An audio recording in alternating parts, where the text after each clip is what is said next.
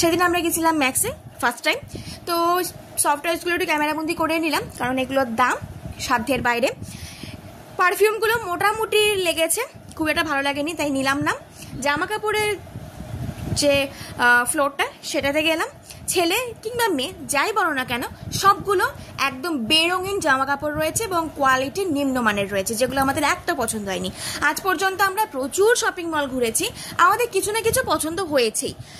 এখানে এসে আমার দামটা অতিরিক্ত লেগেছে এবং মলের ভিড়টাও চোখে লাগার মতো, যে সব জায়গায় একদম গিজগিজ করছে মানুষ, আর এখানে একদম ফাঁকা ফাঁকা মানুষ।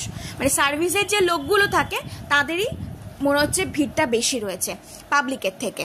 তো এই রংচটা জামা কাপড়গুলো মোটামুটি 1500, 1800, 2000 টাকার দাম, যেগুলো রাস্তায় পরে বেরোলে কোনো মানুষ বলবেও না যে এগুলো কোনো নতুন জামা, মনে হয় পুরোনো জামা ইস্ত্রি করে আমরা পরে বেরিয়েছি।